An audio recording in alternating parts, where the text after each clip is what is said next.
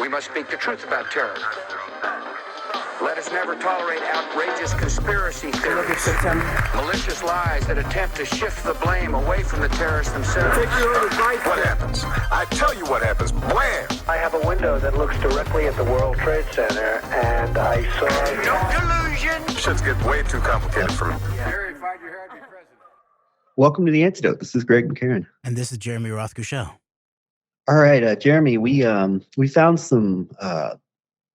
found a couple of informative threads and postings, articles related to the current situation in Israel that we felt would be instructive to read and do some commentary on as it relates to this this moment where it appears that there is at least a temporary backing off of the judicial reforms and changes that had caused massive protests in Israel. And so we found a couple, as we've been following this, of course, as we've been very much on the Bibi Netanyahu beat for a number of reasons here at the AnteDote. We found a couple of Twitter threads and a very interesting, informative article from Time Magazine, of all places, that we'd like to get into right now that could shed some light that we could provide some, read from and provide some commentary on regarding the situation, and maybe even some, that might be a bit comparative with some of our current situation here, but also the increased public dealing, the increased public being, the forced public recognition and acknowledgement that there is a major problem brewing with with Israel and its quote unquote special relationship with the U.S. and how that relates to what we've seen playing out here domestically, as well as other countries that have been allied with the Netanyahu faction for a number of years now, 11/9, et cetera. So we'll get into that to start out and give a bit of a landscape and some commentary on these articles and threads. Okay, and then Greg, we'll get into a landscape of what we're going to cover next month towards the end of our recording today. Yes, we've got several topics that we want to kind of introduce. Some that we've already started on, some that we're going to be introducing that we'd like to just give a bit of a general outline of what we're going to be covering going into the month of April as the primary issues and topics that we're going to be focused on for our shows going forward in the next several weeks. And we'll do that here on the other half of this recording here. Okay, that sounds good. And we will get back into Bamford and his book and the nature of the media framing of his article, and then there's more to digest from, I think, the journalistic contribution in Bamford's book especially around the background of Milchan and the cover up of Israeli intelligence penetration, especially inside of things like FBI counterintelligence, where Bamford supplies some very helpful information. But while we'll also then go back to questions of how Bamford, I think, obscures the 11/9 operation and Russian penetration by seemingly sort of dismissing basic things in terms of things like Christopher Steele's background. And so we'll go into some of that kind of stuff too when we return to it. But immediately, I agree, Greg, we'll get into our newly found threads and articles, which are very, very interesting. Some of the stuff I don't think we could have imagined seeing in articles in Time magazine, even just maybe a year ago. I think, this begins to sound like inquiries that we've been doing at the AnteDote for a few years now. Yeah, things that should have been out there for quite a while now, if not all the way back in 2002 when Netanyahu's lobbying Congress to invade Iraq and remove Saddam Hussein. At the very least, when he was brought in by the Republican House to browbeat the sitting president about nuclear diplomatic policy. But at the very least, like, it's happening now, and it's like and it feels like this is just topics that we've been talking about for several years, and other observant people that are now like getting this attention, because I think almost this forcing of it into the mainstream discourse in a way that it hasn't been before, when it's been more under the radar for the last number of years. But now, like, it's reaching the mainstream discourse more, and I feel like it's going to continue to happen, especially if the situation continues to escalate, because a momentary or temporary backing off is not a permanent situation, to say the least. So, like, this thing's only going to continue to simmer and fester. So we'll get into what we see here, but like, it's definitely an optimistic sign that this type of stuff's coming out, not just with stuff that's saying like this is a hand wringing and a condemnation of the current events, but even going back to things that have been going on throughout Netanyahu's history as prime minister, as we'll get into here.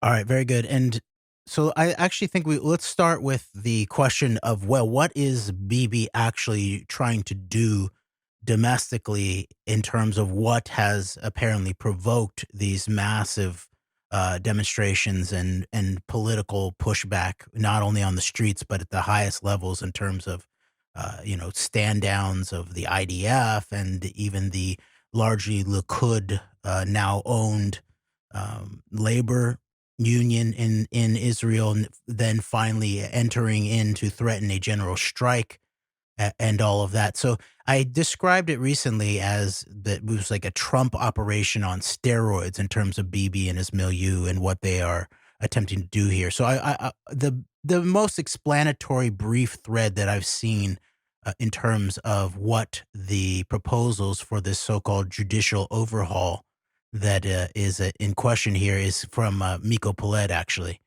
And so we'll start there. Miko Peled, this is from just yesterday, March 28th, 2023, on Twitter. Quote, Israeli headlines reaction. What are 100,000 plus Israelis protesting against? The Israeli newspaper Haaretz listed the judicial reforms that Netanyahu is trying to pass. All translate. Many of them are nothing new, but just made official and therefore offensive to polite society. Then he says some are actually new. Canceling the separation of powers, taking away the Supreme Court's ability to have oversight over the government. A serial criminal will have the ability to be a member of the cabinet.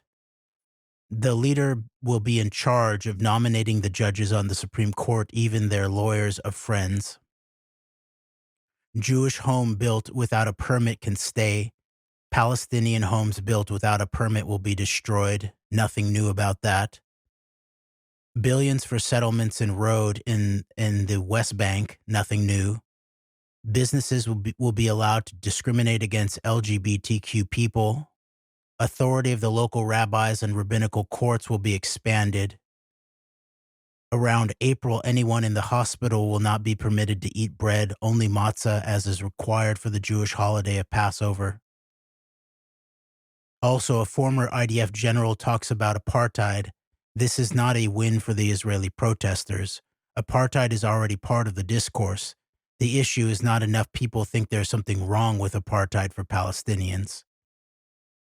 And that's that quick thread describing the Haaretz article about what the policy is behind Netanyahu and his coalition. Now, it looks like they are backing off for the time being on some aspects of this, and this looks like the autocratic two-step in many ways, that now that the pushback against Netanyahu got so extreme, where the protesters are outside of the prime minister's residence and cause him to flee, and being warned by all kinds of people who actually run the Israeli state that this is unsustainable, and that this will potentially lead to a falling down of the total Israeli state infrastructure.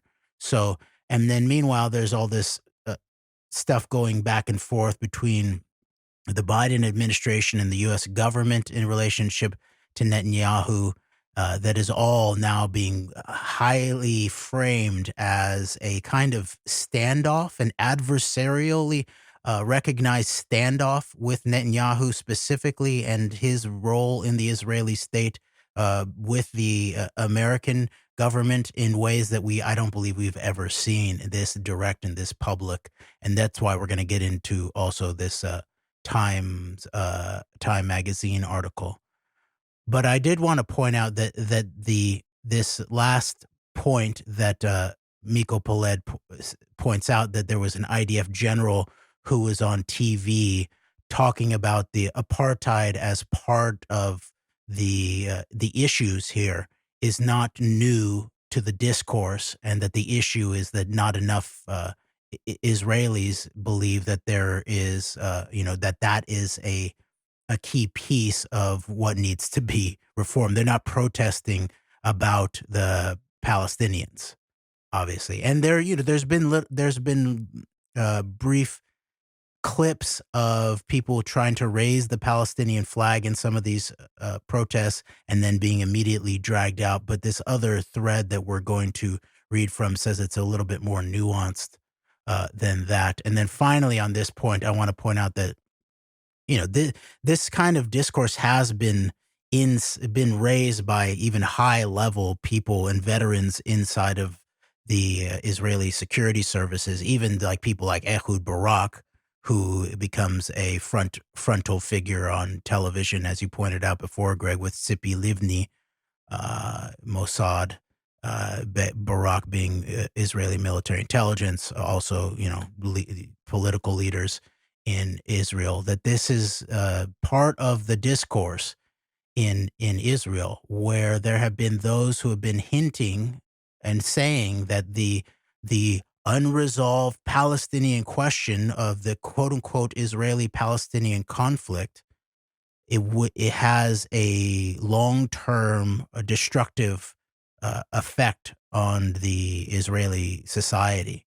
And I'll just point out that there was an interesting documentary titled "The Gatekeepers" that was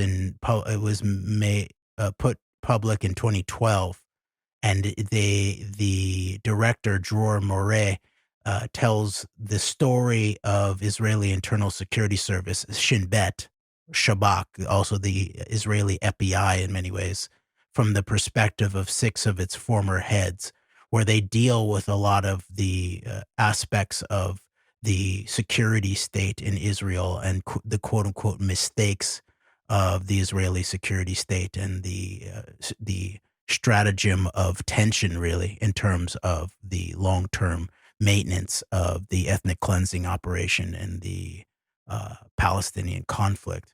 And then it's very interesting that Yair Netanyahu in February, so just the end of last month in 2023 here, says that he tweeted that Shin Bet is involved in a coup against his father, which is interesting. There's a lot, that'd be like the Trump sons saying the FBI is involved in a coup against Trump, which we actually probably heard exactly that. And so the dynamics here and the parallels are very, very interesting, which I think is not just a coincidence, obviously. This is just more proof of what we've been saying. This is the 11-9 operation network, and they use similar kinds of political approaches of attempting to dismantle the administrative state while taking over aspects of the judiciary, while dog whistling to the conspiracy movement about the deep state and the coup by the security services and all of that. So this is all coming to a head.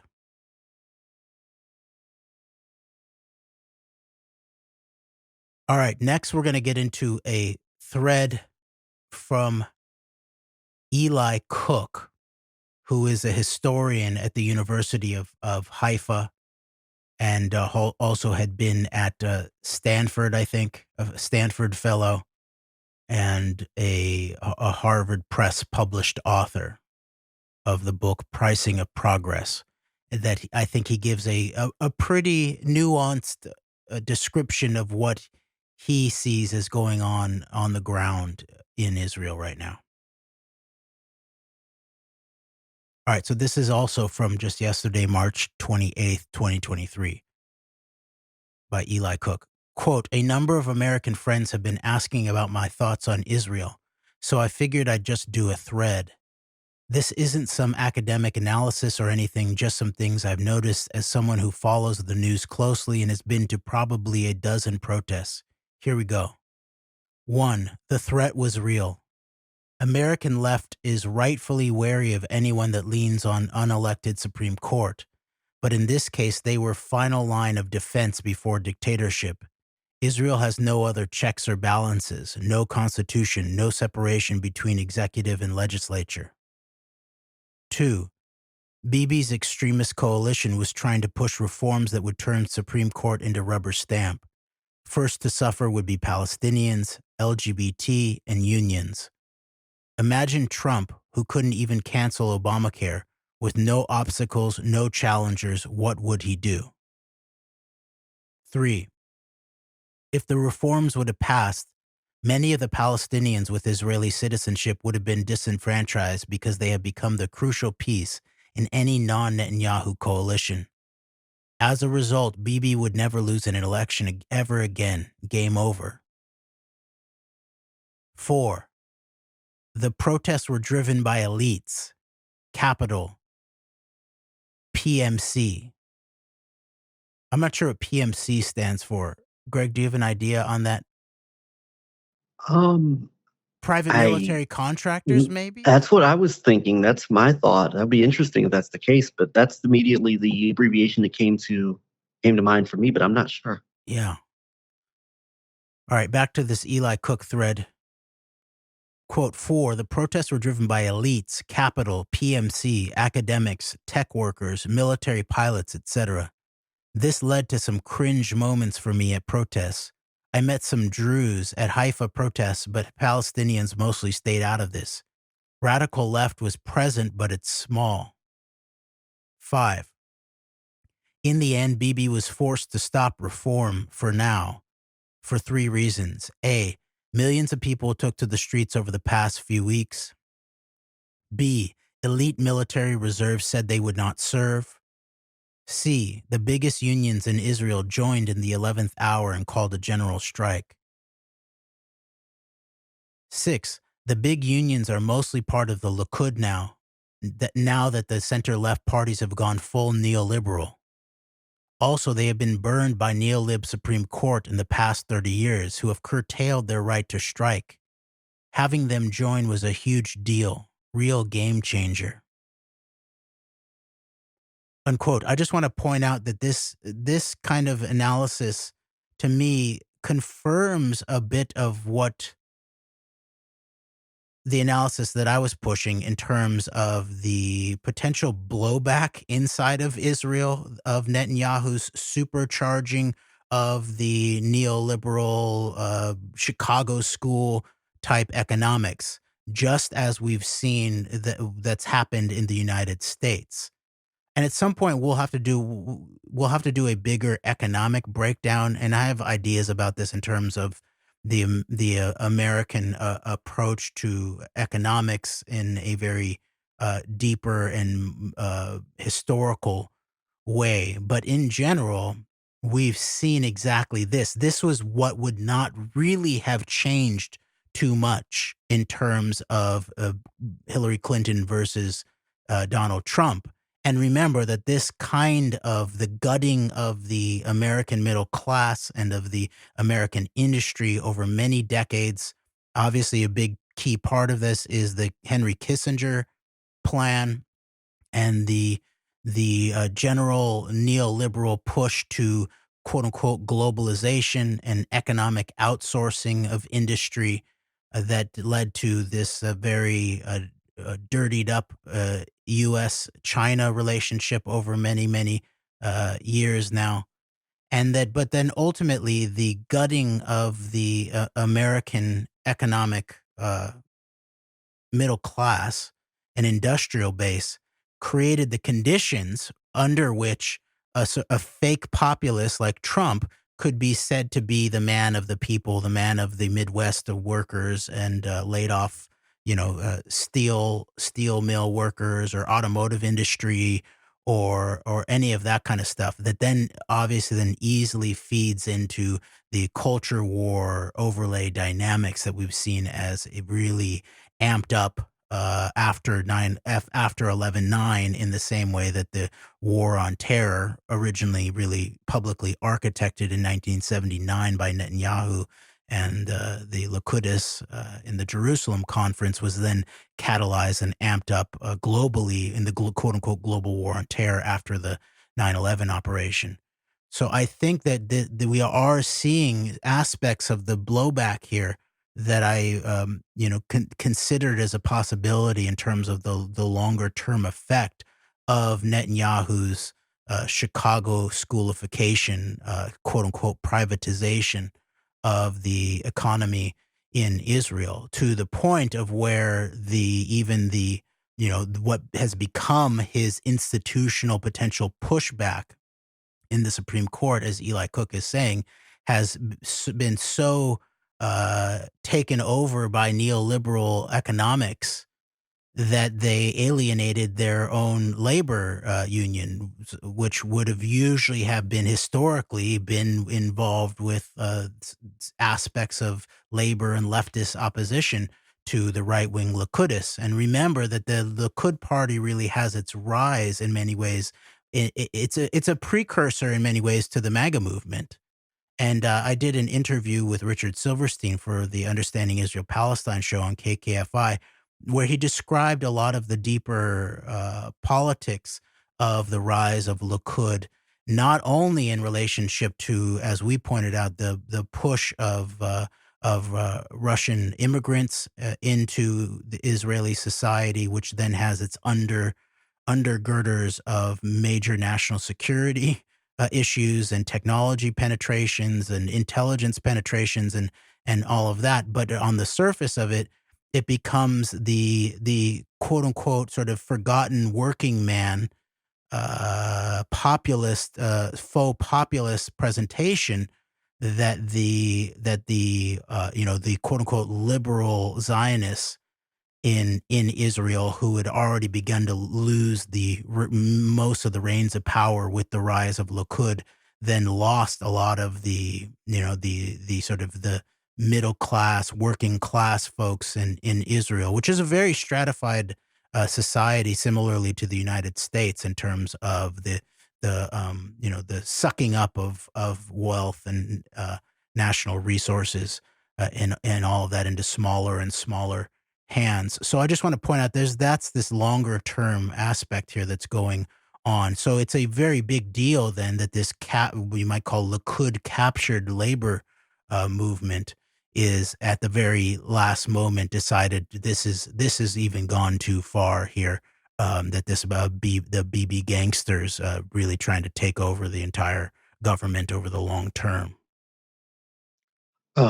This is by no means an expert analysis on my part. I'm actually pretty novice on this as far as like my understanding.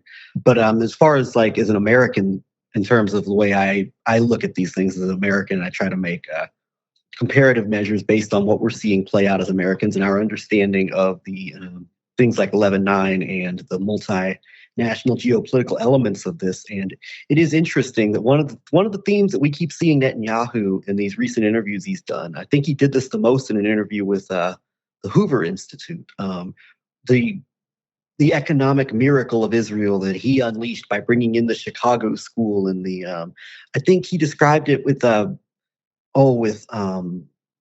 Piers Morgan recently as he broke Israel out of its socialist straitjacket and unleashed the forces of the free market to benefit all of the citizens of Israel. That's how he described it. And it is interesting because we've identified here in the U.S. domestically within within the right wing, within the GOP, the business interests that are that like the neoliberalism more harder version of it, kind of on steroids almost, with the emphasis on deregulation and the emphasis on taking away workers' rights. And we see that played out domestically for a number of years now. But what happens eventually is that those interests ultimately, I think, become intertwined with, maybe the types of people that are into economic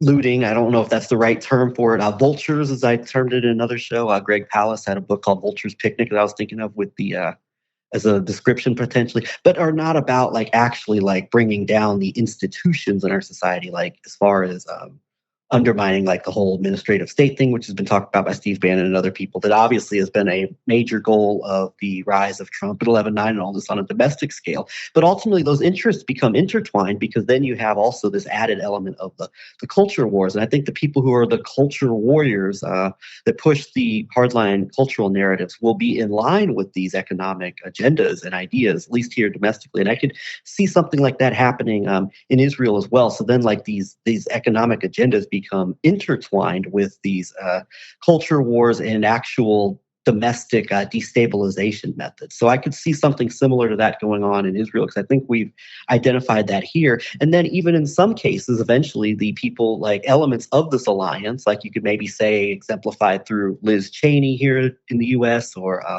other people of her ilk, and not getting into how real that is or is not, but just at least the optics of it as a bit of a challenge to this. So there's this intertwining, but then also there's even elements within like the Likud, or in this case here in the U.S., the GOP, that like, this has gone too far and we've got to try to put a stop to this. So I think we might be seeing a similar dynamic as far as what I've identified and believe is going on in the U.S. with like this alliance of the traditional or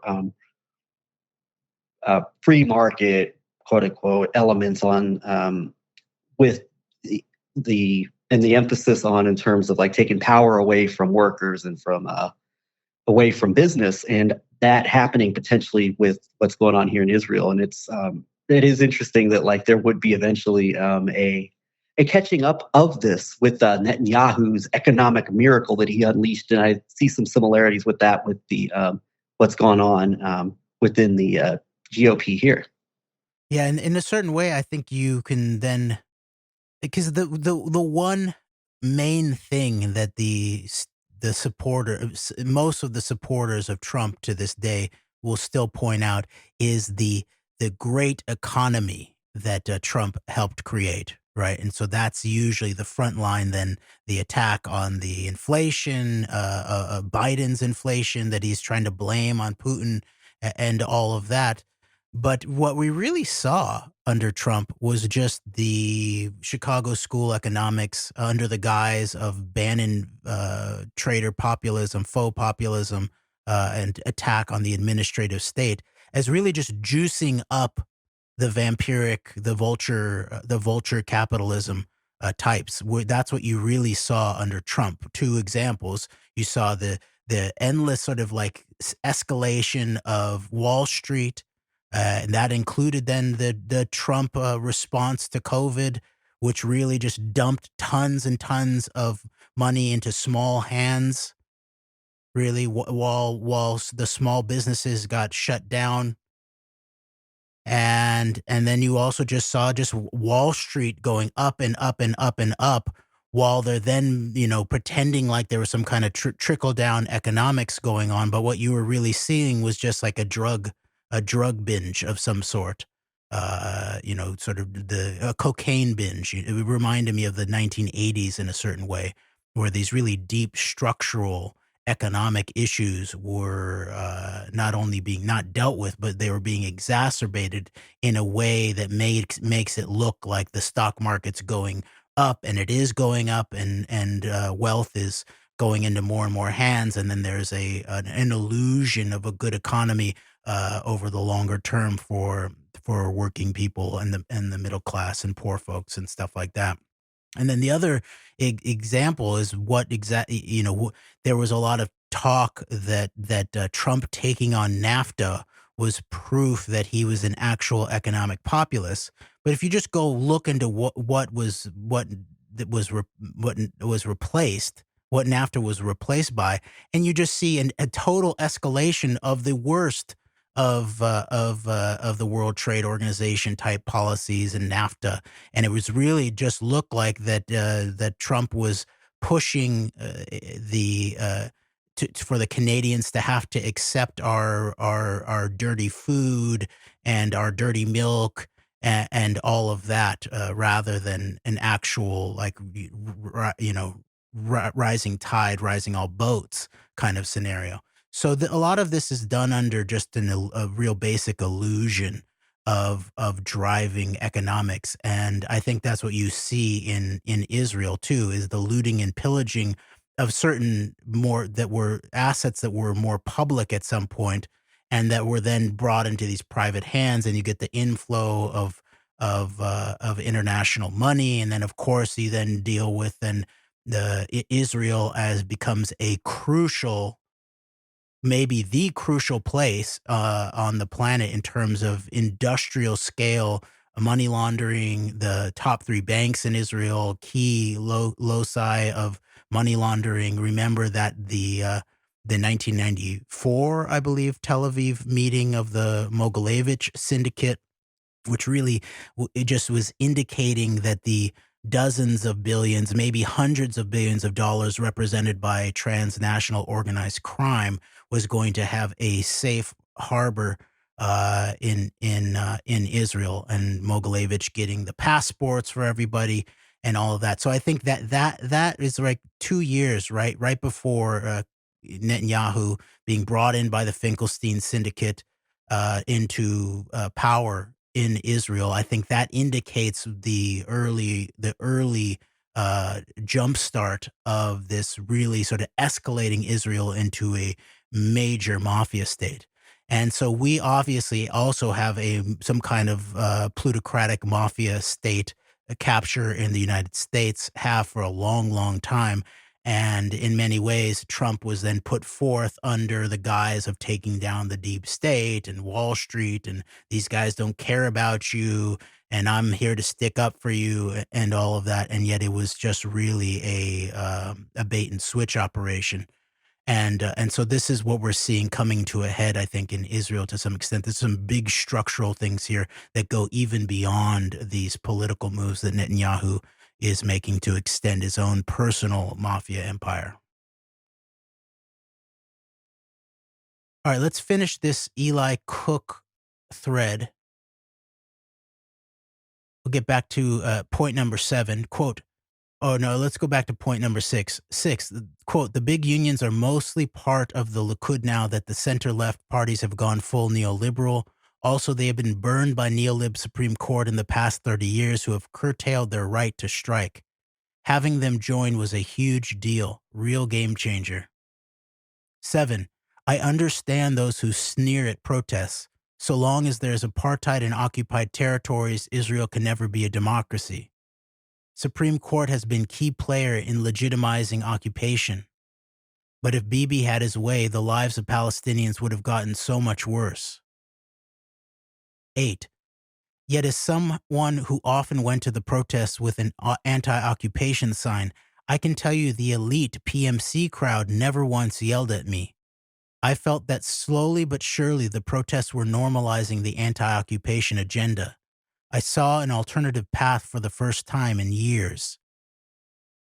This next point is also labeled 8. More Israelis are realizing that the occupation was the root cause of all of this. It had bred the right-wing autocrats who are now going after them. As an American historian, it reminds me of the middle-class Northerners who in the end joined forces with the abolitionists. 9. Slavery ended in part because these middle-class elites realized that slavery and the slaveholders it empowered were a threat to their way of life. Hopefully more and more will realize that if Israel doesn't end the occupation will end Israel. End of the thread. Now, obviously, this is not, I don't believe, considering a deep enough, quote-unquote, reform in relationship to just the quote-unquote occupation. Because to me, the most clarified and wise advocates in terms of what it must actually be done in terms of Israel-Palestine understand that there's no two-state solution as such. There never was. It was wrong from the start because you're still dealing with the internally occupied lands that were that are not dealt with that. The ethnic cleansing was too recent in many ways, and it was too late in history to then have a sense of that we can just go on like this. And an interview I did with Jonathan Kutab, who's a Palestinian human rights lawyer, who's been one of the most deeply involved activists in terms of those speaking to both Palestinians and Israelis. In my interview with him for Understanding Israel Palestine, he pointed out that that he had word from both sides, in this case, Israeli and Palestinian, of the people who knew there needed to be a massive change, that some kind of federated system, that an actual sharing of Israeli and Palestinian, let's put it like that, but also Jewish and Arab, let's put it like that, even though these are not quite perfectly clarifying terms in terms of talking about the different groups, but that there would be some kind of a mixed model of where you'd have some kind of aspect of highly local sovereignty, so that if in this case, for example, if like ultra orthodox Jews wanted to live in a certain way in terms of their hospitals in their specific area, their neighborhoods would enforce kosher laws, then okay. And then if there were Orthodox Muslims of Palestinian background who wanted to live in a certain way, then they would be able to do so also. But none of this would be then done at the level of a potentially unitary Jewish supremacist state executive, which is what we see Bibi and his milieu heading towards. And then there was also discussion of sharing security responsibilities, where it would be the federated approach would be to always have basically a a Palestinian in charge of domestic security. So in this case, maybe Shin Bet or whatever, whatever that might become, and then a Jew in charge of foreign security or something like that, or they would trade off. And then there was also a question about languages, about how there would have to also be a considered effort for there to be learning of Arabic and Hebrew in relationship to this. Now, I'm sure this would be rejected by,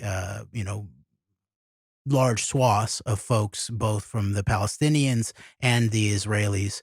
But it's in that kind of thinking that you can actually begin to think, well, how is this all going to be resolved, beyond things of, the driving out of the Palestinians of the historic Jewish homelands. In large part, there are not even any Palestinians. They're just Arabs in the wrong place in our land. That would be the Israeli side. Or maybe some of the Palestinians would say, all of the Jews who came here after the Zionist project, they got to go back to their homelands, whether that's in Russia or Poland or, the other parts of Eastern Europe or the United States or something like that. And so I think that at the very least, Eli Cook is suggesting, I think, that there are, in the midst of what is a civil dispute of some sort, outside of the question of the humanitarian, long-term, decades-long humanitarian atrocities against the Palestinian people and the attempted national genocide of them, which is most obviously expressed in the unwillingness of hardcore Zionist propagandists and partisans to even say Palestinians. They will almost always say Arab Israelis rather than Palestinian Israelis. Right. So some of these there's some intractable groups here to some extent. But these shifting dynamics here, both inside of Israel politically, but then as we'll next come to in relationship to the United States, the U.S.-Israel special relationship, the most important ally, the biggest backer, the patron, all of this kind of stuff is also beginning to come to a head, not only in relationship to the public declarations of the current American president or other members of the government, but also, as we'll see, in terms of the U.S. press, in ways that we've not seen any really like this kind of severe level of crisis in relationship to questioning this relationship. So all of this begins to look like we are in some kind of moment where the things that were previously unimaginable are beginning to percolate and bubble up. While it also, that's both a good and a bad, there's some good and bad sides to all of that, as we pointed out with the question of the wake of the 11/9 operation. I keep going back to this quote, Jeremy, and I've said it a number of times on here and in our correspondence. I keep going back to the quote from Governor Ron DeSantis: "Florida is where woke goes to die," and I keep paralleling that with this situation here. And it's interesting because when it was laid out like that, I thought that was a very interesting description of the situation by Eli Cook. And what I got out of that was that while probably the conversation, I would imagine, is not at the level of discourse that it needs to be with regards to this whole matter of the issue of Palestine and the issue of the occupation, but that I get the sense that they're coming out of this could be a hope or a realistic possibility of an increased conversation about this. Much like here here domestically, you have increased conversations about about elements of American history that are maybe uncomfortable or difficult to deal with, and that's being done through I think a big part of that's through the response to this everything is wokeness out of control, and everything's an attempt to try and destroy traditional quote unquote values and all of this, and the people who made America great and all of this, and all the conversation that's in there. I think it has caused like this revitalized in some ways conversation about about elements of like our uncomfortable history that includes racial history, that includes cultural history, that includes looking with a nuanced critical eye in ways that the mainstream legacy media has done a disservice in doing, in terms of like actual serious conversations. Maybe you look at like the history of like the sanitized American civil rights movement and the idea of equality, and where there's areas where that still falls short in our society. And we're forced to have deeper conversations in more increased areas of society as a result of that. And there are the domestic forces, not only within MAGA, but within like the neoliberal circles, within the paleo neocons, within the Democratic establishment, that don't want to really have these uncomfortable conversations at the rate or level that they need to be had. But I do think there's a groundswelling here for and a desire and an urging for that at more of a prominence than there has been in the past. And I think you could be seeing something like that going on here in Israel as well, going back to where woke goes to die, where now the everyday Jewish citizens of Israel are starting to see in a way that maybe they didn't before, much like happening here with some of the escalated laws and rhetoric taking place, that now like you are becoming the enemy, the LGBTQ community or the workers in general, the working class. And I think that could create a roads or an outlet for a bigger discussion to be had about not just maybe even interlinking what is taking place now to you with what you might call the original sins of the state of Israel, of the Jewish state, quote unquote. And I think there could be an opening for a bigger conversation to be had, even within the society in Israel, much like I think we're seeing happen here on an increased level in our societies. And it comes as a result of this shift in terms of a much more hardline elements taking power in a way that is going to be worse both for the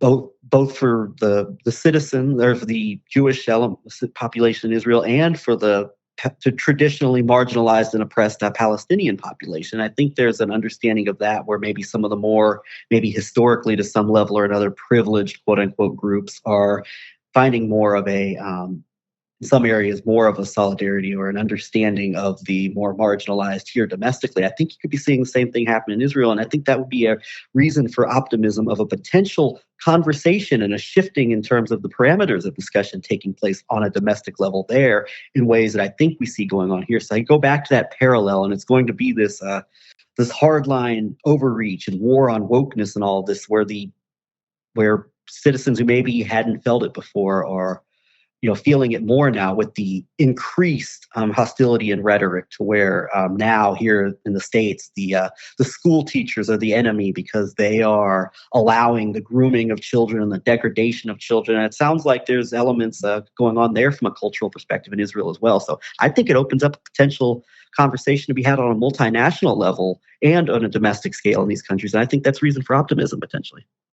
And I would just also then say that the key question here, I think, in terms of what needs to, which I would say is a necessary piece of a sufficient response to this moment of crisis, human scale, planetary scale, but also national implications of this meta crisis, this mega crisis that we're facing on all fronts, that a necessary piece for a sufficient response for what maybe we could call either radical reform or a radical revisioning of governance, of economics, of ecologics, of human relations, of human natural relations. All of this is really coming to a forefront. That the key piece, I think, that if it's not included, I don't think we're going to get where we need to go, is once again deep politics, and especially in terms of this moment in the United States and Israel. And this is why I'm so sensitive around things like the people who use this moment to further cover-ups of things like 9/11 and 11/9. That's why I'm very sensitive to Bamford and the disclosure of Netanyahu and the highest levels of Israel being involved in the 11/9 operation, while also basically a then denial at the same time that really a transnational, deep political 11/9 operation actually took place that was coordinated really across borders to some large extent. That would include things like, not only information warfare, but again, military grade decisions around who is going to be installed in government positions. Or then back to 9/11. Now, 9/11, I believe, remains a key, if not the key, a deep political understanding that we need both in relationship to the United States and Israel to really root out this aspect and expose this aspect that is presenting such a threat, and that is actually the culmination of decades and decades and decades of a oligarchical move in relationship to the actual deep state. So once again, we return to the question of the actual deep state, deep politics, as defined by, best by, say, Peter Dale Scott, where you have the combination of illegal covert national security operators all the way on up to, the president or the prime minister in certain cases, in conjunction with transnational organized crime, with the mob aspect of that kind of security state. And this is a key model to really understand what is going on here. And the reality and the truth of September 11th has the power to expose a lot of this, and I believe help us root it out. Now, that doesn't provide the solutions for us. That's going to be a much bigger conversation that will be involved in reviving our public discourse, our civil relations, our really deep philosophical and ethical and even religious and spiritual understandings of ourselves as humans, but also in terms of our national origins and our approach to national traditions in terms of civics and government and all of that. But I would just say, once again, the truth of deep politics is necessary for any sufficient response. So I just want to keep that in mind as we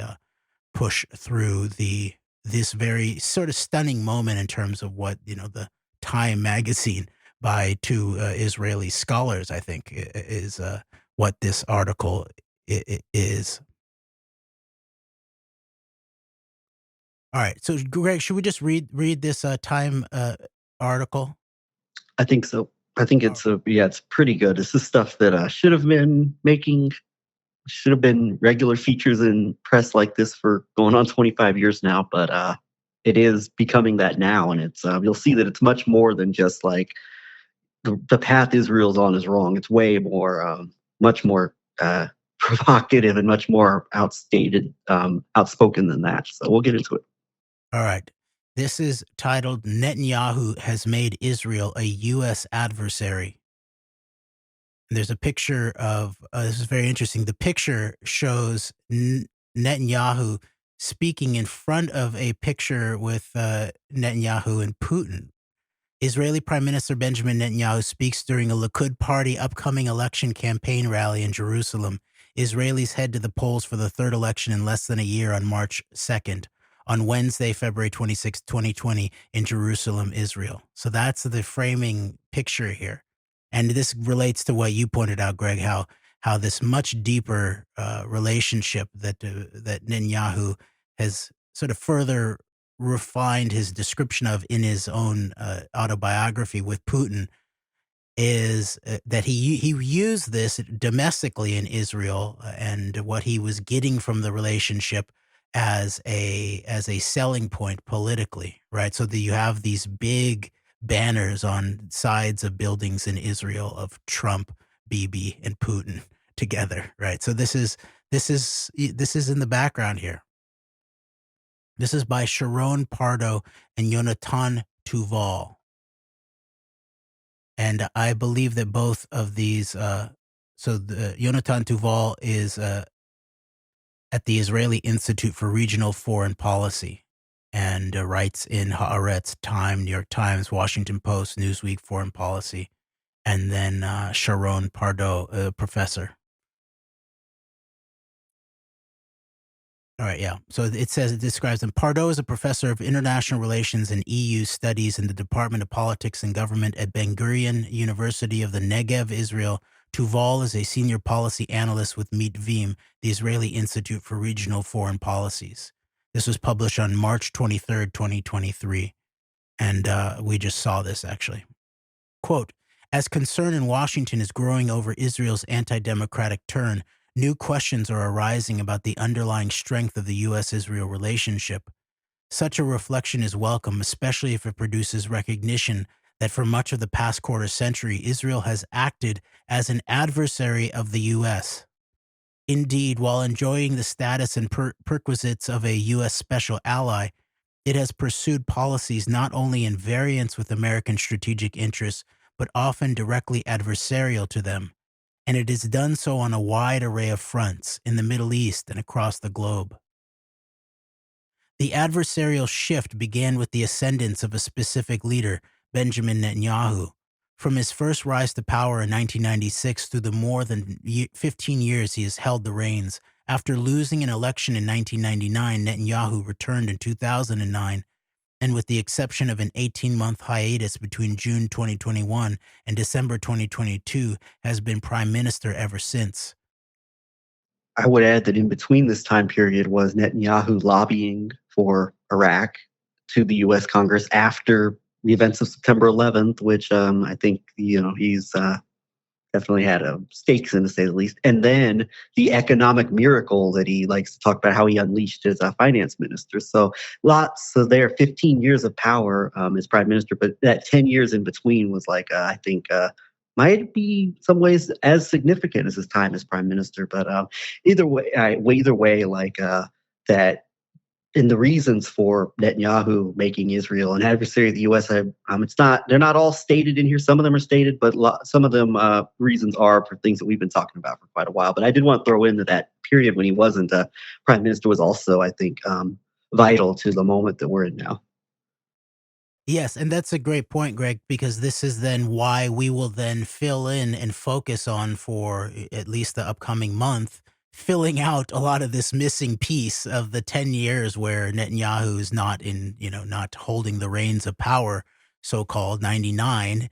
And then you're dealing with so much deep politics that Netanyahu was involved with, that it probably includes, the Clinton compromise and the end of the Clinton years in relationship to the Lewinsky scandal. Then you're dealing, of course, with I would say, we'll get into this later, but to the 2000 apparent Chinese-Israeli intelligence operation on Los Alamos and the nuclear X division secrets, just a little bit more than a year before the ground zero event of 9/11, and then 9/11 itself, and the weekly phone calls with Lucky Larry Silverstein, and it's very good strategically in terms of the U.S.-Israel relationship.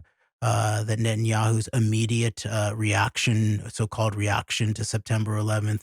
Then, as you pointed out, his key role as "quote unquote" Israel's perspectives on the Iraq War upcoming in 2003. On that note, you'd found an interesting little tidbit from the congressional hearings where Representative Henry Waxman from California, himself, I believe, a pretty passionate Zionist member of Congress when he was there, had mentioned that he had expressed frustration, it sounded like, with Netanyahu being the representative of Israel, like the sole representative, and also said that he had last seen Netanyahu in Israel just 9 days after September 11th, I believe. So that was an interesting tidbit that you picked up on there with Henry Waxman expressing, why are you the only representative coming over from Israel to push this war on us? That's a good point. And then you're right. And then Waxman's apparently being in Israel just less than 2 weeks after September 11th with Netanyahu. Very, very interesting. And there's actually a key piece in Bamford's book that goes into the background of the Southern California Zionist congressional takeover that someone like Henry Waxman, who's the representative long term of like the sort of the Jewish, the wealthy Jewish power west side of LA, parts of Los Angeles, and then it also then brings in the Berman brothers, Howard Berman and his brother, I think Michael Berman, and just a real like a serious and openly a Zionist stronghold. Control of politics, not only state-based in California, but also federal and congressional, and key positions, as we see with Waxman being the key Democrat on the committee that's hosting Netanyahu as the Israeli perspective on the upcoming Iraq War. So I agree with you, Greg. There's this missing piece. It reminds me a little bit of the missing years that we pointed out, right, that align with the end of the Soviet Union, of this bearded Russian who becomes the chief technology officer of this key Israeli military intelligence company that's then becomes part of the apparently exfiltrated NSA, American-based signals intelligence technology, and then reinserted into mass surveillance in the United States post 9/11 via such firms as Verint and Narus. And all of that. So this is again why these missing years are often indicative of deep politics. So, and it is very interesting that Netanyahu is not prime minister for 9/11. That he was on a special mission during that time, I would say. It sounds like it, yeah. And you made me think of something interesting there with the shift in California and like the maybe the Zionist Democratic shift in Southern California. It's interesting because I'm thinking about like California is out of control with the rampant out of control liberalism and the wokeness gone insane, and that's why people are leaving. But it is interesting that you have like that. This coincided with a demographic shift in California, where at one point it was Southern California was the GOP, like one of their national strongholds. Remember, this was the home of Ronald Reagan. This was the home of Richard Nixon. This was the home of prominent elements, I think, related to Christian identity movement and John Birch Society, if you want to go more into the deep political side of things. And it was a hotbed for like what you might even call like the GOP and even elements of what might be called white Christian nationalism. And then it was shifted, but it wasn't for like this takeover by the radical Marxists or whatever. No, it was these more probably democratic establishment inclined, heavily Zionist, Israel interested elements that seem to have taken over. I just thought of that, and so and that was just me. That thought came to my head with like the idea. Oh, Israel went from or Southern California went from patriotic Republicans to these out of control progressive Marxists, when like it seems more like it was just like another power move from one maybe mobbed up element of right wing power to mobbed up Zionist democratic element. So I just thought of that when you mentioned that, and then it's framed as like this out of control like progressivism and all that.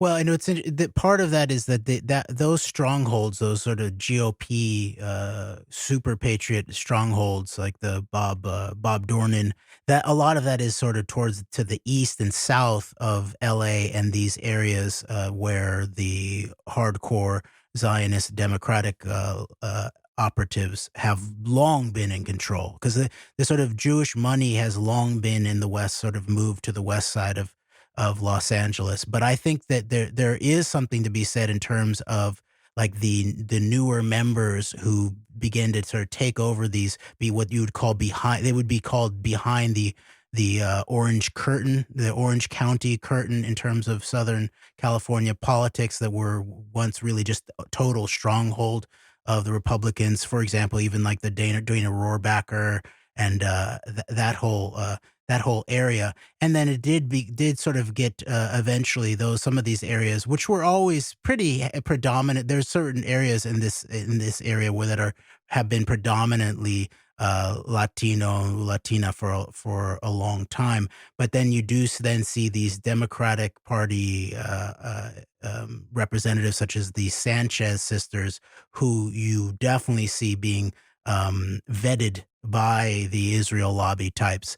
And but now then you see then like Adam Schiff, actually, I think would represent the actual big potential East Side direct takeover of like the Israel lobby types, because Schiff represents Pasadena, which is really a long-term sort of blue-blooded sort of WASP stronghold in terms of old LA money. And to have such a guy who's like, obvious Israeli asset of some sort, the Mossad shirts and all of this, Schiff in many ways represents probably alongside Nancy Pelosi, a key cover-up operative in terms of the Netanyahu piece of the 11/9 operation that Bamford is now sort of fully exposing.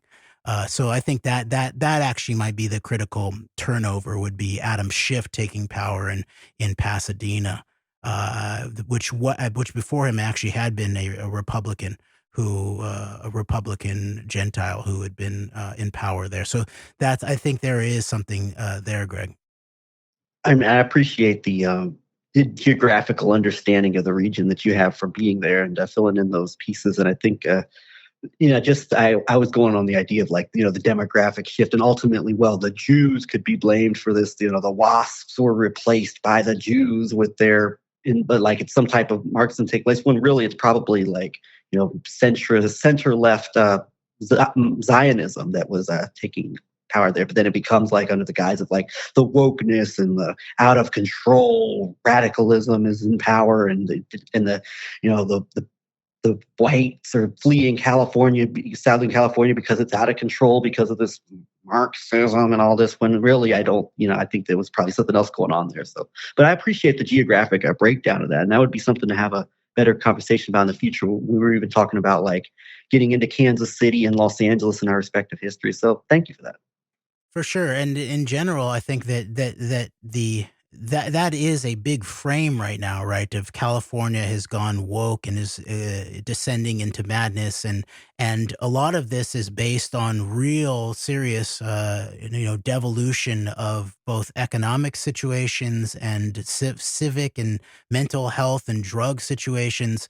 In terms of, I would say the larger piece here, of course, is not really sort of what would be called woke reactionary, progressive policies of some sort. Although it does look like that is not going to solve the situation, and maybe it exacerbates it. But in general, I think you got to look at this once again, the looting and pillaging, the vampiric, the vulture, plutocrat types in terms of the long-term undermining of actual public resources. And a lot of we'll put off some of this conversation until we actually have a deeper economic conversation that will have to do with things like Henry George and land value and really sort of like American-based economics beyond the fold of the European dialectics of the Keynesianism versus the Austrian school of economics. That there's a whole nother alternative here that is a very American tradition and American history that's in large part been totally washed away from people's perspective, that really explains what's going on in terms of the looting and pillaging of the general public welfare that includes first and foremost who the commons actually belong to some extent, and then what is the importance of the public sector in relationship to the corporate sector. And that is what you really see in terms of, the speculation, both in terms of the looting and pillaging of technology, as California is probably the epicenter of technology in the world for a long time with the advent of Silicon Valley, and then combined with what the Kansas City School of Economics calls the more parasitical structural forms of this neoliberal economic approach, which they call financial, insurance, and real estate. So I think it really an emphasis on real estate and the looting and pillaging of what really should be public assets to some extent in terms of improvement of land and all of that, then gets siphoned up and out via this speculative plutocratic approach that, once again, we're talking about neoliberalism to some extent, which is now at the forefront in Israel to those paying attention, and should once again be forefront in terms of Americans paying attention in terms of our moment. So, all right, back to the Time.com magazine article. This is wild, dude. Netanyahu made Israel U.S. adversary. Okay, quote, Netanyahu has consistently and increasingly advanced foreign and security policies that, whether directly or indirectly, undercut U.S. strategic interests. Notably, these policies pertain not only to areas in which Israel could be argued to hold overriding interests, such as the Palestinian one, although Netanyahu's diplomatic approach on this front has been at odds with U.S. interests for all but the Trump years. Washington should and has been understanding of this divergence between the two allies. The same case can be made for Netanyahu's policy on Iran, even as he has unequivocally sabotaged and derailed American efforts on this front. But the remarkable fact is that Netanyahu's Israel has pursued policies at odds with American strategic interests across much of the world. Let us recount the ways. In Europe, Netanyahu's Israel has adopted a policy aimed at undermining the European Union and the liberal democratic order for which it stands. In fact, it has aligned itself not merely with some of Brussels' staunchest adversaries, such as Hungary's Viktor Orban, Poland's Jarosław Kaczynski, and Mateusz Morawiecki, and Italy's Matteo Salvini, to name a few. It has openly embraced some of Europe's most far-right parties and their populist leaders, whose opposition to Brussels transcends EU politics and turns on an illiberal agenda with astonishingly neo-fascist and even neo-Nazi strains. A partial list includes the Freedom Party of Austria, founded by a former Nazi SS officer, and Germany's extremist Alternative for Germany, AfD. Right, and we've talked about this for a bit, where like it appears like Israel and Russia would have a common, or at least like these elements, the Netanyahu, Likudist, more hardline elements, combined with the elements in power in Russia, do not look friendly upon the democratic norms of the West, like in terms of the post-war order and the emphasis on rules-based law and all this. You find, like, I think, a mutual disdain for this. You find a mutual distaste with the increased, maybe, liberalism, you might call it that, in terms of Europe that is increasingly coming to the U.S. And I go back again to pointing out, even look at Brexit and Breitbart, made in America, conceived in Israel, with the working with I think the oligarchical, many Zionist-friendly interests in the UK, in addition to here in the US with 11/9, and you can see, and then all those other examples laid out, that this is the supporting of these quote unquote populists, similar to here in the US, as a means to destroy, I guess, the European administrative state, like the American administrative state, in the name of that this is beneficial for these hardline Likud elements in Israel. And we had found a quote from Michael Oren, the former Israeli ambassador to the U.S., that basically, to paraphrase, that a weakened European Union was beneficial to Israel. So. And now this is front and center, like our analysis about Russia and Israel in terms of the European Union, and then Brexit as the precursor to the Trump 11/9 operation. This has now become very quickly snapped into blatant, obvious fact, I would say. And so then, again, the missing piece here, of course, will be deep politics and a real deeper look at the question of political Zionism, and how it's not just Netanyahu courting or sort of transactionally, working with the anti-Semitic and then the neo-Nazi parties and stuff like that. But this is a longer-term strategic, you could even say institutional approach of modern political Zionism, from Herzl to Jabotinsky, all the way through the Likud and Netanyahu, where then you have deep political acts then totally written into that history, bookended by those types where you have the question of false flag bombings against Jewish populations and during the rise of Zionism towards this founding of the state of Israel, and then after even, or the actual use of anti-Semitism in relationship to not only the civil affairs of countries, but actually directed against Jewish populations to both maintain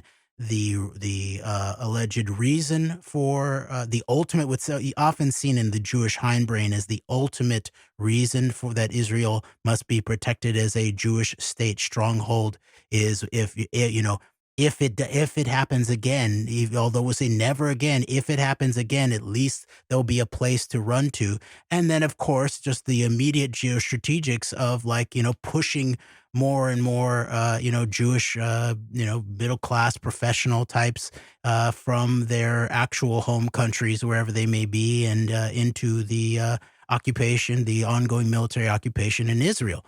So that's of course not in the mix here, but we can fill in those aspects. But the surface level geostrategy here is actually stunning to point out what even like I went to a Dole Institute event last night with two ex-FBI agents, and the one from Kansas City. His name's Tom Crawford. He now teaches in law and politics at KU. He was totally unaware of any of this in terms of the long-term relationship of Netanyahu to Putin, or the longer-term relationship of Israel and Russia and China, and the counterintelligence threats that go along with that, let alone the documented history of the former chief technical officer at the NSA, Bill Binney, who actually, if you go back and look at it, he actually had the solution to the question of surveillance. It was not mass surveillance. It was very targeted and constitutional. And if 9/11 were not a false flag operation, it would have actually successfully disrupted it if it had been deployed. But Michael Hayden, the Chertoff group, Michael Hayden, who was head of NSA, along with whoever's behind him, made sure that didn't happen. And so this is former FBI officer who was involved in counterterrorism and counterintelligence, didn't even, apparently, he said he didn't know any of this in terms of Binney saying on C-SPAN that the American NSA technology had been outsourced to Israel and then brought back in via technology companies such as Naros and Verint to mass surveil the American people. So there is a certain time right now where I actually sort of believe that this guy doesn't really know this. Now, he may have chosen not to know this kind of thing, but we're at a point right now where those of us who pay attention to maybe a wider scope, more open source, with a question of meta analysis and narrative rather than sort of secrets from the inside or national security reporters like Bamford or something like that, we actually have a better picture of what's going on here than a lot of people who are actually maybe too close to the issue over a long period of time. And so this is also why it's intellectually a very fruitful moment where these kinds of analyses that, before this, you would have sort of really only heard this kind of analysis over and over again in like a small group of us, online in terms of really nailing down Netanyahu as a long-term nemesis of the United States strategic interests. And so this is just very interesting to see in Time magazine. All right. Okay. Back to the article, Netanyahu made Israel a U.S. adversary. Quote, for Netanyahu, these relationships have been first and foremost transactional. In exchange for Israel turning a blind eye to their historical and ideological links with neo-Nazism and present-day anti-Semitism at home, these parties provided their support for Israel's policy on the Palestinian front. Such support, moreover, has also served a wider strategic aim for Netanyahu. By undermining EU consensus on foreign policy toward Israel, these relationships contribute to sowing divisions within the EU itself and weaken Europe's core liberal norms. Of course, Netanyahu's brazen diplomatic posture against the liberal democratic order, the cornerstone of American foreign policy since the end of the Second World War, has been reflected most strikingly in his intimate relationship with Russia's leader, Vladimir Putin. Unquote. Again, another missing piece, obviously, of deep politics and of the deep political history that those of us who pay attention here, especially in the United States, and those who pay attention to the worst crimes of the American government over decades abroad, know that this is, the liberal democratic order that at the cornerstone of American foreign policy on the surface has also been totally undermined by the actual acts of the deep state over and over again, all the way and up to the head of the government in the White House. Right. Time magazine's getting this Putin Netanyahu dynamic more correctly than the vast majority of what passes for alternative media, including the truther media. So. That is true. See, so then if you then bring in a credible, fact-based, deep political analysis into this surface analysis, now we're talking. But not if we have this fake dialectic of the alt media being basically sort of covering up whole sections of deep politics on behalf of what some of them may not even know who their actual narrative warfare commanders really are. But it makes sense to them in terms of their social relations, their money relations, their self reflection. But there's also just obviously these are networks of media assets to some large extent. Some of them knowing, some of them unknowing. All right. Quote. All right, go back. Of course, Netanyahu's brazen diplomatic posture against the liberal democratic order, the cornerstone of American foreign policy since the end of the Second World War, has been reflected most strikingly in his intimate relationship with Russia's leader, Vladimir Putin. As Israeli Prime Minister Netanyahu should certainly maintain cordial and constructive relations with Moscow, a major world power with a growing presence in the Middle East, including across Israel's northern border of Syria. Obviously, this is why we're going to go back into the deep background of Iraq War more, because there's a lot missing here in terms of deep politics, deep geopolitics. All right, back to the text. Quote, but the relationship Netanyahu has cultivated with Putin has gone far beyond what has been strategically necessary to safeguard Israeli interests. Worse, it has often come at Washington's expense. The full cost to U.S. strategic interests became apparent in the wake of the Russian invasion of Ukraine. Although launched during Netanyahu's brief hiatus from leadership, another question about, which I call it the 222 operation, which is when it really looked like it was a 222-22 operation when the Ukraine war was being really launched. And interesting that Netanyahu's out of government for the launching of that too, and then comes back in. Quote, although launched during Netanyahu's brief hiatus from leadership, the relationship he had cultivated over the years with Putin has made Israel into a natural outlet for Russian capital and commodity exports. The conduct is not limited to Jewish Russian oligarchs, for whose welfare, more in the sense of their wealth than health, Israel could claim to care. Enter any supermarket in Israel since Western powers imposed sanctions on Moscow, and the number and variety of products from Russia and Russian-occupied Crimea will settle any question as to where Israel truly stands. That's wow. I mean, that's that's something like that's a very take that I hadn't seen anywhere else, and that's very, very particularly interesting that that was pointed out. Very interesting. And I want to hear if if any of these alt media types like Kat McGuire and Kevin Barrett at False Flag Weekly News, whether they will then figure out how to then put themselves in bed with Netanyahu, who's in bed with Putin. All right. Quote, regardless of whether Israeli supply of arms to Ukraine would make a difference on the battleground, its blank refusal of Kyiv's request poked a hole in American efforts to present a unified front against Russian aggression.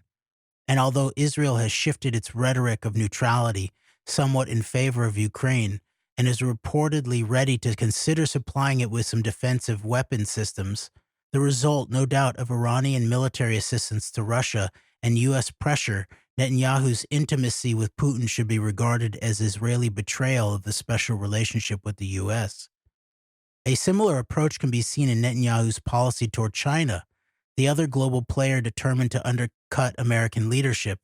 China's rivalry with the U.S. alone should have restrained Netanyahu from forging a comprehensive partnership with it.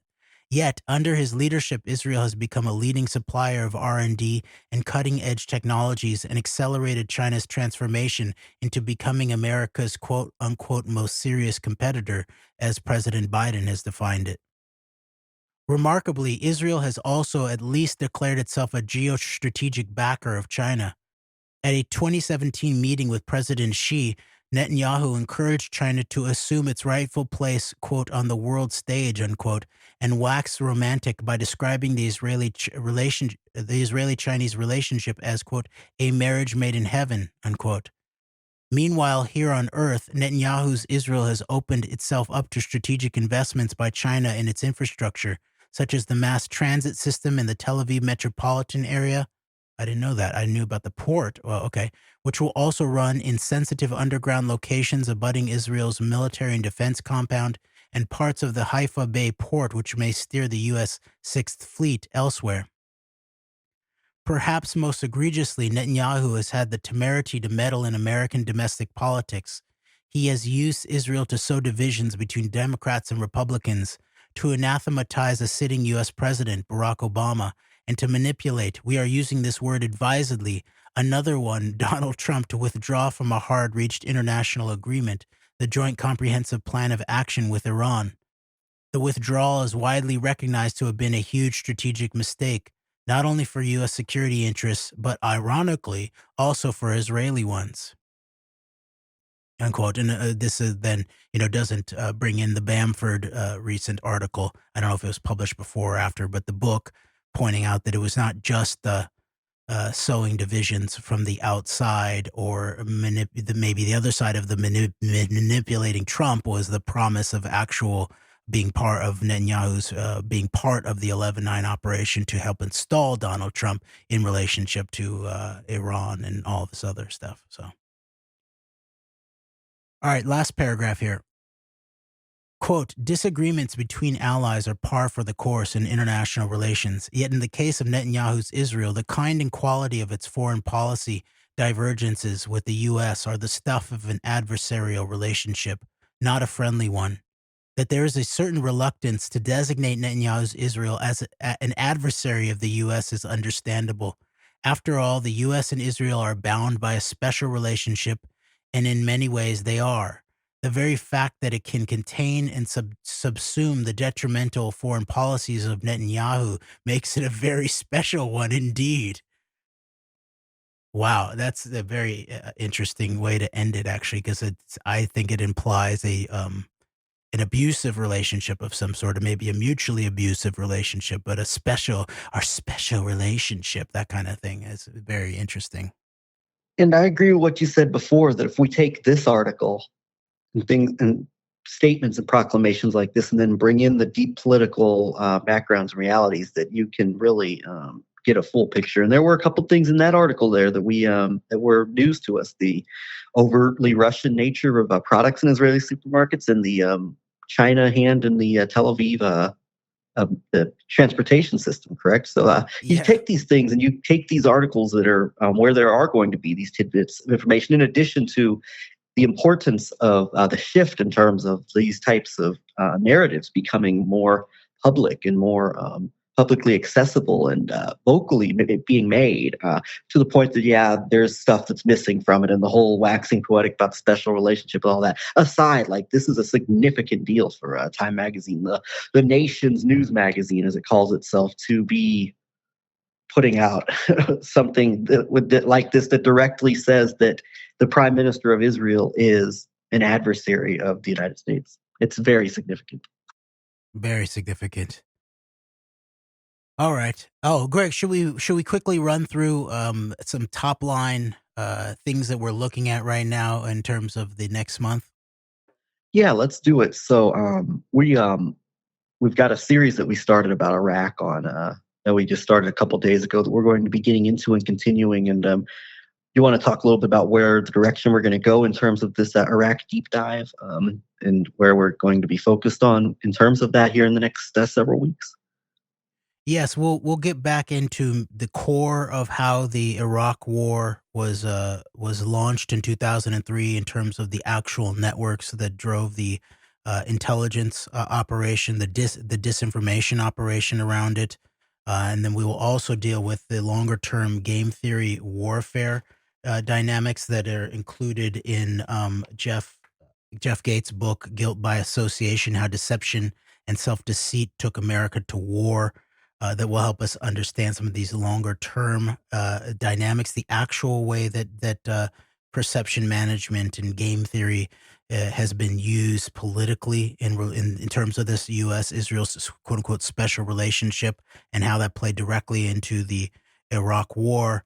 We'll then delve back also into the clean break paper, and how crucial it is to understand what we saw, not only in terms of the Iraq War, but the region more generally in Syria, as we pointed out over and over again, the difference between a regime change war in Iraq versus a rollback or destabilization war in Syria.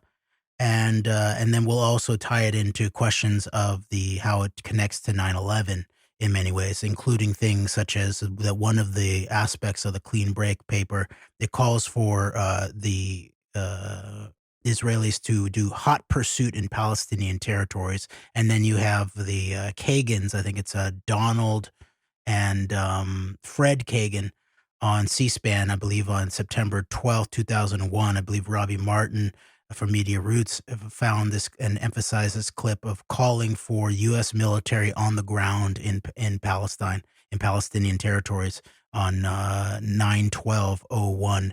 There's also the Jedi report from Leavenworth School that was released in the media. It was written weeks before, maybe even months before, in terms of the question of the Israeli intelligence. Mossad, ruthless and cunning, can attack U.S. forces and make it look like a Palestinian act, and the sort of a game theory design of how U.S. troops would be involved on the ground in securing stability there. That was then that report was released on September 10th of 2001. And then we'll get into the further background of the question of the use of tactical nukes, both real tactical nukes and cyber nukes, in terms of the Talpiot program and things like that, which will then include a background going into a thorough reading of the Seeds of Fire episode about China and Israel and Los Alamos, and then some reading from a book about the NEST nuclear bomb squad of the Department of Energy that were out of the country for September 11th, or at least many members of it were out of the country in Europe for the first time in 3 years on September 11th for a tactical nuke, a terrorist nuke undoing device drill titled Operation Jackal Cave, and so then we'll also probably go into even a longer term geopolicy of the Iraq War being sort of a pinnacle in terms of things like Oded Yinon and this idea of balkanization as a long term strategy here, and then we'll feed all of that back into the actual characters who seem to be part of the operation here in the United States to launch the Iraq War. Speaking of those characters, we encountered via looking back into Michael Maloof, a person by the name of Robert Andrews, who appointed Maloof as Andrews was the principal Deputy Assistant Secretary of State under Donald Rumsfeld, and he it was mentioned, I think, on PBS Frontline. You found it out, Jeremy, that Michael Maloof had stated that Bob Andrews, is who brought him into the to be involved with the circle around Cheney and Feith and Wormser after September 11th. And turns out that doing some research into Robert Andrews, his former Deputy Secretary of State, that he wrote a very interesting book, it turns out, called The Towers. And the description of the towers is that this was actually in a very friendly obituary of Bob Andrews in the Catholic neocon weekly magazine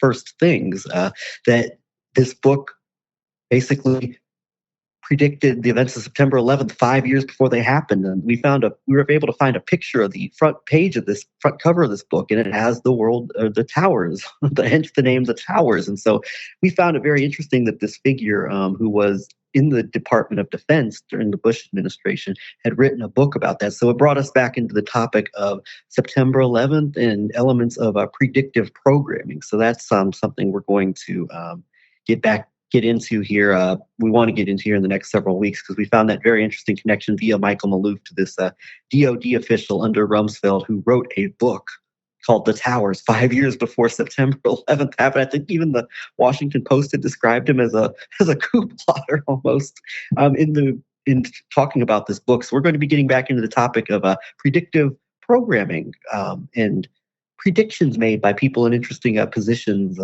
within society. Yeah, because a lot has properly been made of the Medusa touch, I think it is, like Arnon Milchan, and Arnon Milchan produced films that seem to predicate or be precursors or prescripting of the 9/11 operation, from Medusa touch to even a scene in Fight Club that Milchan also produced, where it ends with a scene with the towers being demolished in the background. And then also of the America the Target by Mike Evans, which there's a 2019 article in the Jerusalem Post where Mike Evans talks about his interview of former Mossad chief Isser Harel, talking about how in 1980, he says, 1980 in Tel Aviv, I sat with former Mossad chief Isser Harel for a conversation about Arab terrorism. And I asked him, do you think terrorism will come to America? And if so, where and why? And Harel says, I fear it will come to you in America. America has the power, but not the will to fight terrorism. The terrorists have the will, but not the power to fight America. But all that could change with time. Arab oil money buys more than tents. And then Harrell continues, New York City is the symbol of freedom and capitalism. It's likely they will strike the Empire State Building, your tallest building at that time, and a symbol of your power. And then this is, this is all then like tied into, of course, like Donald Trump saying that the first thing he thought after the towers were, I would say, demolished on 9/11 was now he would have one of the tallest buildings in, in Manhattan. But then Harrell also says, you kill a fly and you celebrate. We live with flies daily. One dies and 100 flies come to the funeral. If Land for Peace happens, I think it will mean America gets peace for a season, as the West pressures Israel into giving Arafat our land. But once you let the genie of appeasement out of the bottle, he will grow and eventually turn on you. In time, America itself will be in the crosshairs, right? So this is all then actually predicating the clean break doctrine, too, of the idea of peace through strength and the transcending of this normal idea of that the Palestinian land question has to be resolved in order for there to be peace. And of course, Netanyahu emphasizing this whole thing is that's what he was doing with the Abraham Accords and a turning away from the Palestinian quote unquote question that they were going to be transcended. And then when they were ready to come to the table, they would be forced to the table and all of that. And so through all of this predication, somehow I've never seen this talked about this Robert Williams Andrews being the key connector to bring Malouf via Douglas Feith into the OSP in the run up to the Iraq War. And then one last thing in terms of this Robert Williams Andrews is in his obituary in a tribute archive.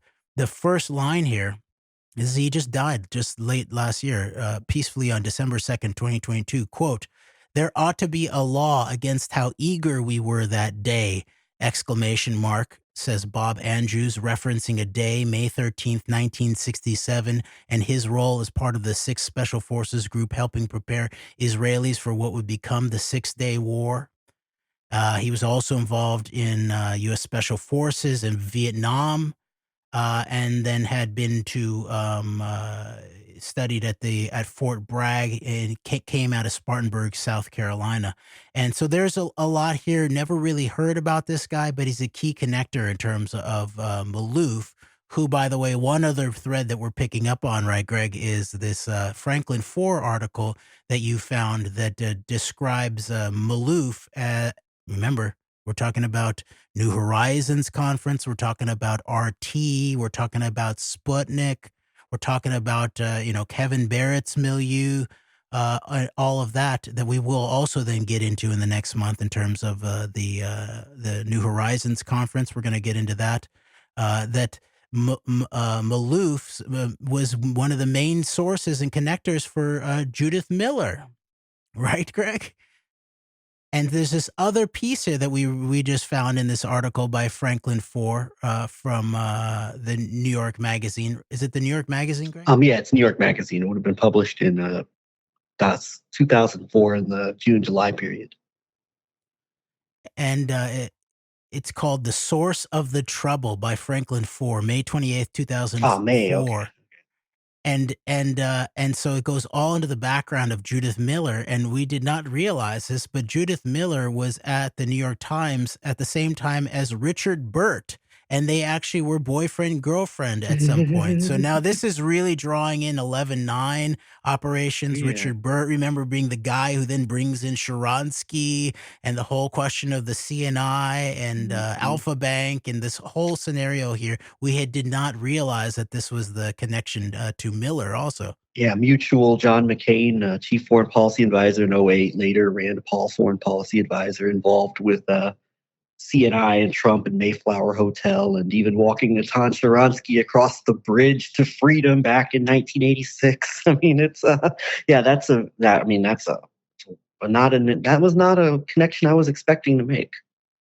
No, and then we'll flesh this out more later, because this then ties directly in, I would say, to both 9/11 and 11/9, is Fort Lee. Judith Miller's father being at the epicenter of the Riviera Club in Fort Lee, New Jersey, which seems to be maybe a major, if not the major, staging ground for the New York operation of 9/11. The Jinsa Towers, all of the Israeli intelligence set up around there, the jammers, the white vans. And then to bring like a full scale, like I believe it was her mother was a dancer at a place that Barbara Walters' father had ownership in. So it's pretty wild.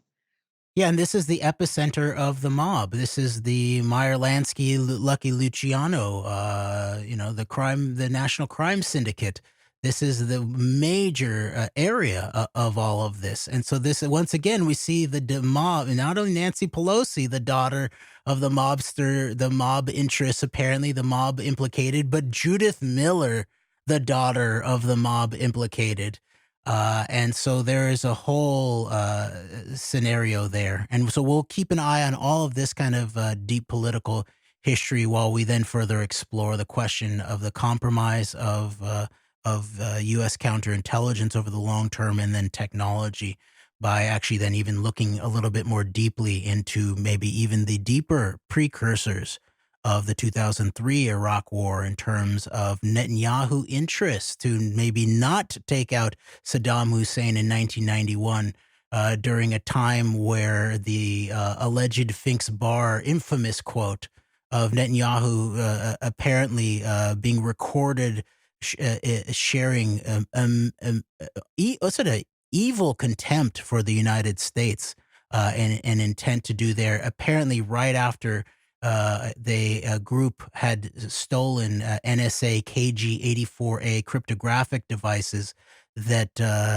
potentially made the United States a sitting duck in any escalated position in terms of that time frame, and how that all then fits into this much larger technology penetration issue.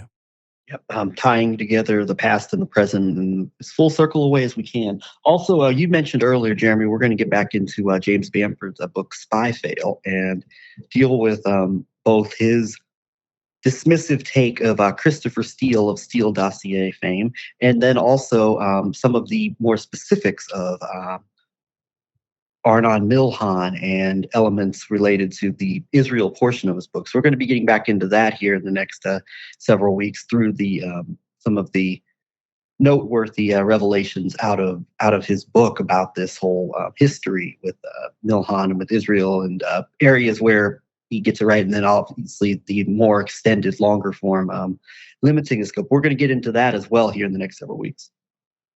All right. So we have And a lot on our finally, one more plate. thing. One more thing we're going to get into, Jeremy. I wanted to make sure we don't be remiss to remind this, but we're going to go back to the issue of Tucker Carlson and his what I described in our Ides of March episode as his common disdain for his Fox audience and for the 9/11 vampires and September 11th vampires. Parasites. Parasites. I'm sorry, parasites. The September 11th parasites. The common disdain that he seems to display for both his Fox watching audience, as evidenced by those emails that were released, and his the 9/11 truthers, they're parasites. And we're going to go back to that and some of the more elements related to his comments about WTC7 and the way he's treated the issue in the past, and tying that into some of the other elements related to that.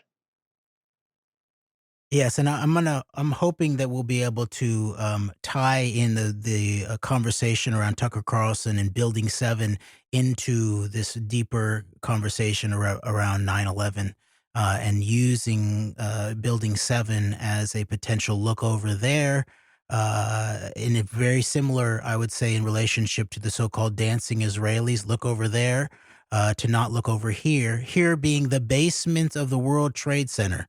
And then how that might all fit into this questions of Seeds of Fire, Los Alamos being penetrated by China and Israel, the nuclear bomb squad of the Department of Energy. So this should be interesting to try to put all that together. I was also just reminded in my head of World Trade Center steel being sent to China, I believe, by Giuliani, correct?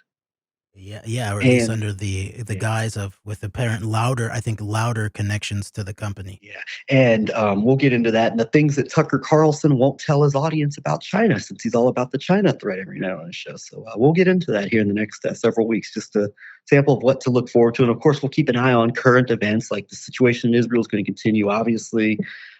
Developments with Russia, Ukraine, geopolitically, the pending potential arrest and indictment of Donald Trump. We'll be keeping our eye on the current events as well. But this is a sample of what to expect over the next number of weeks here from us here at the Antidote, these particular topics. So hopefully, look forward to that. And Jeremy will be back soon. All right. Very good. All right. Thank you very much, Greg. Thank you. And thank you, everybody. We appreciate you. Until next time, Antidote, we are out.